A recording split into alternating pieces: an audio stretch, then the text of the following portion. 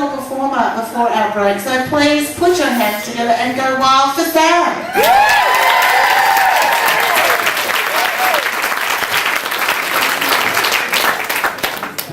I was supposed to leave that drink behind. Jeez, Manny, I'm still traumatized by the rape and murder joke. Now, I skipped half the classes and I just wrote my routine this afternoon, so I hope you're not expecting too much. I just started a new job. My boss happens to be in the audience there. And, this is what I'm planning for our clients, Mike, is just to lower their expectations right from the start. Here's the script. I take a lot of inner work, personal development workshops, like most of you. Particularly, anyway, these two tables in the front. And lately I've been working with what it takes to really be an authentic, strong man in the world. That's my mother-in-law. Thanks, Susan. Thanks for coming tonight. Good to see you again.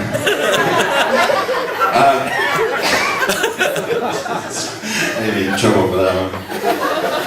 So, the one inescapable truth seems to be that, what you are as a man in this world, you get from your father, which has really got me freaked out, because my dad, he's an eccentric, crazy little Scottish guy that, big beautiful heart, but I don't know if he's really given me what it takes to be a man in the world, I'm remembering in high school, my mother wasn't around for a week, and he borrowed money from me, $10, 3 days in a row, and the fourth day I said, Jimmy, you've got ID, right? You can go to the bank and just, say, I'm Jimmy Dale, right? I'd like some money. And he says, aye, but this time he's got tears in his eyes, and he says, aye, right, ask for money, sure, right, but I don't know where the bank is. So right there, I'm thinking, not a strong man in the world. I'm going to be doing this a lot. But but he did try, I remember driving lessons, he gave me, and this is after I've been to driving lesson school, if there is such a thing. And yogi is what he used to call me, right, you get one foot on the gas and you get another one on the brake, right, and it's a rotating action, it's back and forth, right, it's brake, gas, brake, gas, right, now you've got the steering wheel in two hands, right, now you shuffle that. They told me in driving school, it's hand over, if you do that, they'll fail you. Right, you shuffle it. Right, now we're at a red light, right, that's second gear. But second gear, that first gear, it's a joke. Forget about it. Second gear's a joke. Right, that's first gear's a joke. Second gear, that's the best gear. It's an absolute joke, the first gear. My dad's got a favourite gear and a gear he's been traumatized by, apparently. Very animated character, my dad. Now, we were in Newfoundland recently. Anybody know where Newfoundland is? Yes. That's where we're from. And it's renowned for being sort of a really friendly place, right? Now, he's an animated guy, right? He walks, his all limbs, he's sort of like this.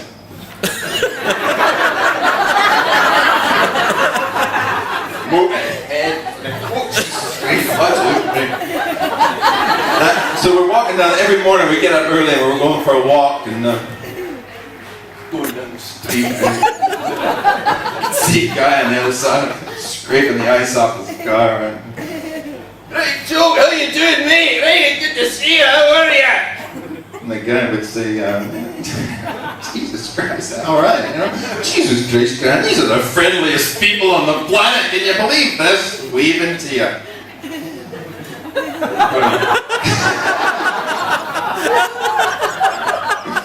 Yeah, not very strong in the world. He's scared of a lot of things, bugs, or anything that moves. My stepdaughter's got a budgie. He's terrified of it. Get that thing away from me, case it.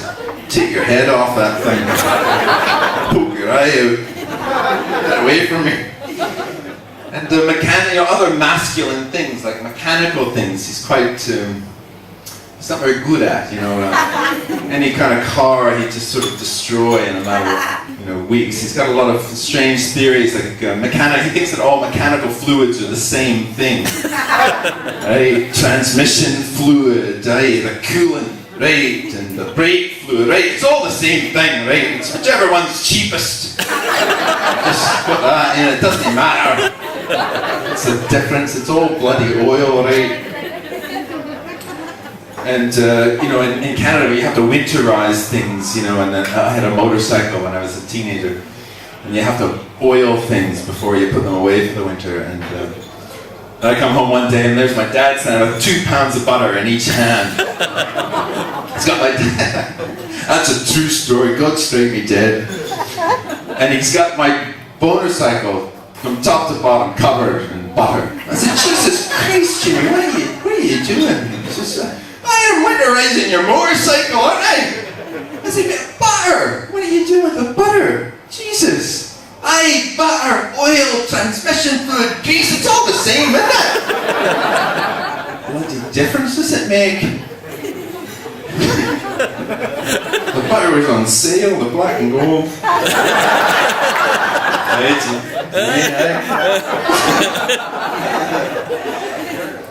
It's amazing, how often, how consistently what he says, the opposite is absolutely true, even for the simplest of things. Dad, you got any batteries? Batteries!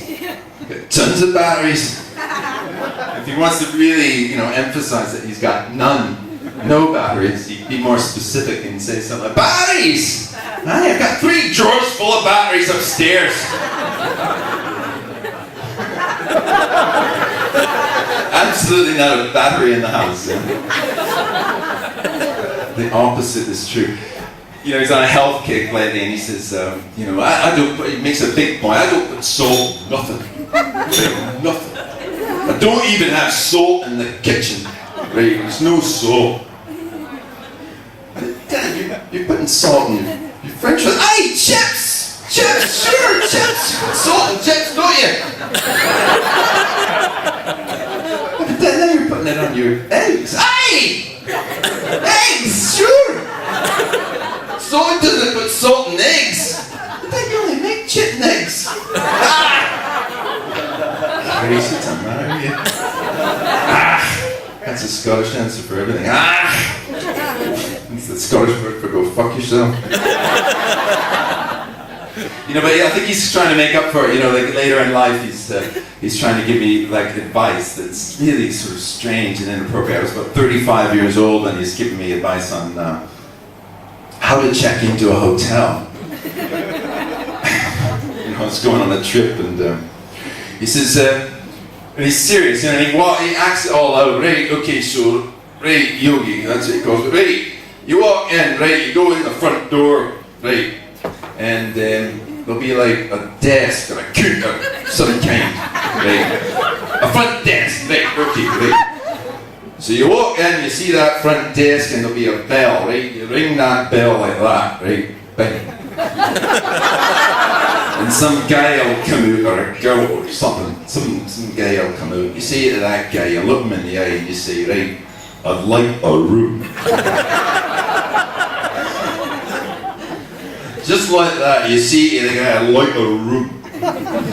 This is teaching me how to be strong in the world. But they're really. I can say that in the one saving grace, Jimmy was never an angry man, but the Scottish could be really sort of emotional, but you never know, it might just trigger him. He had this friend at the gym, Chick McCafferty. He used to talk about Chick McCafferty all the time, and one day I said to Jimmy, I said, Jim, you talk about Chick every day, and I'm starting to believe that this guy doesn't exist. I've never met him. Don't you be talking about Chick McCafferty. I'll tell you something about Chick McCafferty. He's got Parkinson's disease, alright? Don't you be talking about Chick McCafferty.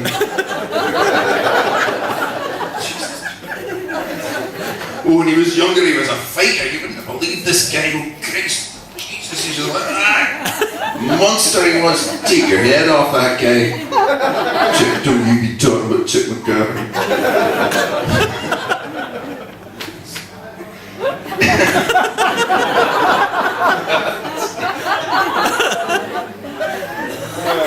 Sorry, I think I'm going over. Hold on.